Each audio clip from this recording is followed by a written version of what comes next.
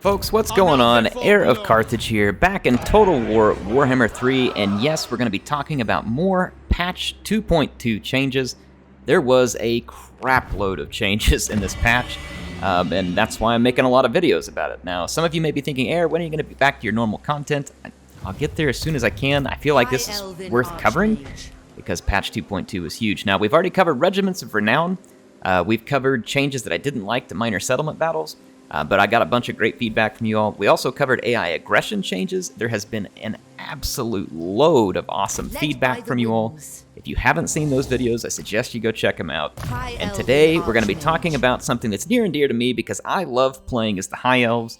And boy, did the High Elves get a sweeping buff in patch 2.2. So let me read you the dev note.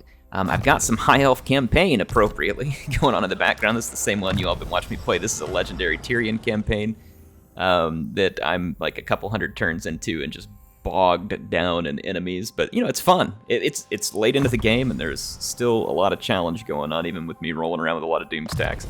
But in any case, the dev note here says, although they remain capable in campaign, High Elves have been called out for their overall underperformance in multiplayer.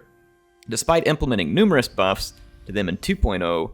Oh, sorry, I read that wrong. They're underwhelming in multiplayer despite implementing numerous buffs in 2.0. So they're rolling out a massive pass of multiplayer cost reductions across the board. This will allow High Elves to bring more troops to the multiplayer battle, significantly boosting their overall power level and map presence. We're also adding Martial Mastery to Sword Masters of Hoath and Lore Masters. As some of the best combatants, we believe this is not only appropriate buff for performance reasons, but also a thematic one. That does make sense. So, I'll go ahead and say right off the bat, before I go through the specific changes, I like this. I like that we're going with it. The High Elves have been underperforming for sure in multiplayer. I know I'm not super competitive in multiplayer.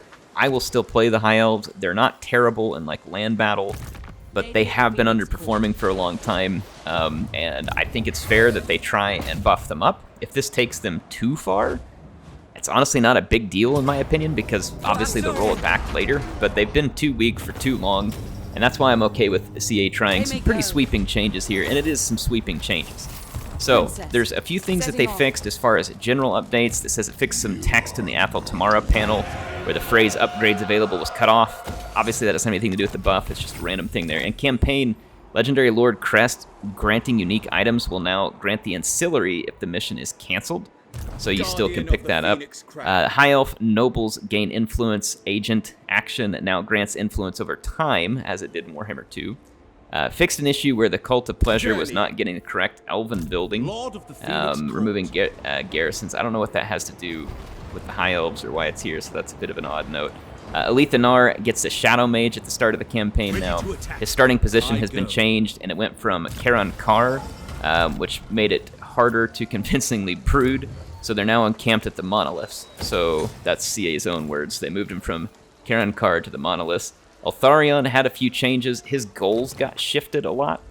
So now he has to, basically his goals force him to deal with Grom the Paunch and ensure that Tor of Rest is safe, and trying to keep out Greenskin and Skaven threats.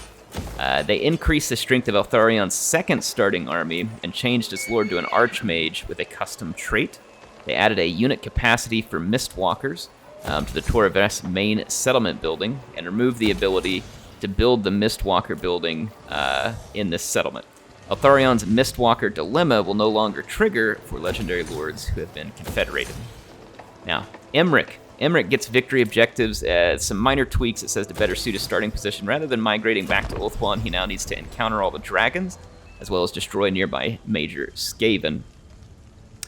They fixed an issue where Emmerich's dragon encounter markers wouldn't produce the right, were producing a generic dragon army to fight against. Clicking Emmerich's dragon encounter button will no longer move the camera to the bottom left of the map. That's nice. Definitely want to get rid of that bug. Teclis has a starting position that's been changed. He emerged from the jungles and reclaimed the Fortress of the Dawn for the High Elves, so it's an interesting start position for Teclis. They changed his victory objectives. It was minor tweaks. It says to suit that position, he now needs to gain control of the majority of Elven colonies rather than taking full control of Ulthuan. So again, nice changes there. I think those are appropriate, sound relatively straightforward. So I think these are going to be great changes for the High Elves. Now let's move into some of the stuff that's going to be a little more important here, which is in battle. It says they updated the character model in the Talisman of Hoeth quest battle. I don't know exactly what that character is, but they assigned a correct deployment positions for Lamero in his quest battle. Rotated the reinforcement armies to closer match the entry locations of Warhammer 2 in the Shakalot Dragon battle. And they updated the map for the Armor of Calidor quest battle to fix the intro camera. So a few changes there. But here's where we really get into the good stuff, all right? So here's where the money comes into play. All right, so High Elf units took a money cost reduction almost across the board. So let's start going through these. Archers, which were already decent in my opinion at 475, dropped to 450. So that's going to save you, like, for instance, you pick 2 or 3 units archers, you know, it could be anywhere from 50 to 100 gold saving depending on how many units archers you're picking. Archers with light armor went from 525 all the way down to 475. Now this is cool because archers with light armor are a unit that no one was touching in competitive.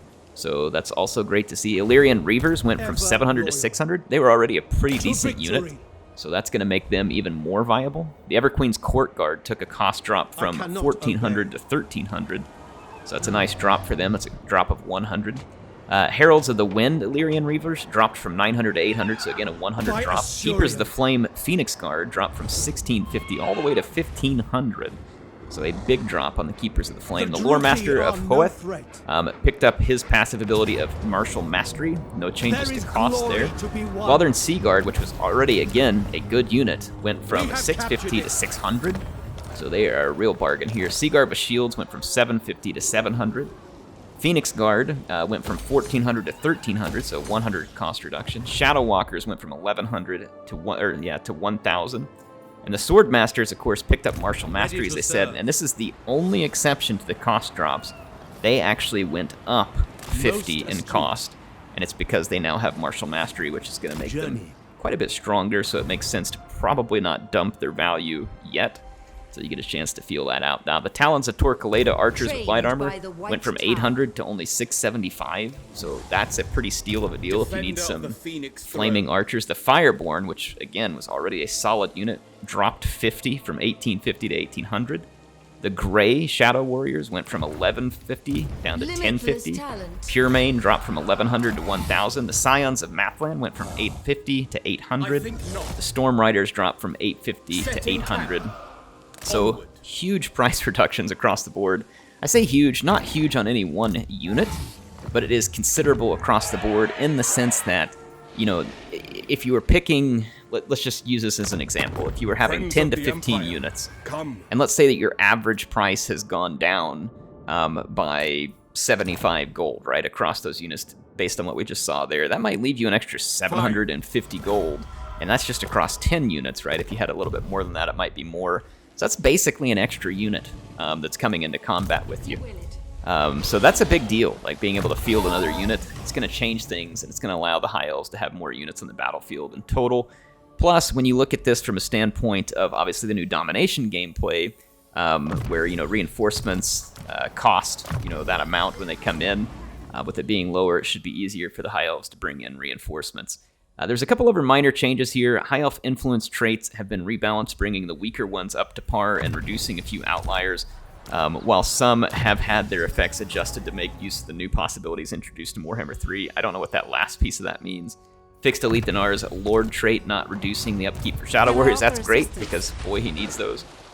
Restored the missing units from the High Elf technology tree from the Warden of Paunch DLC.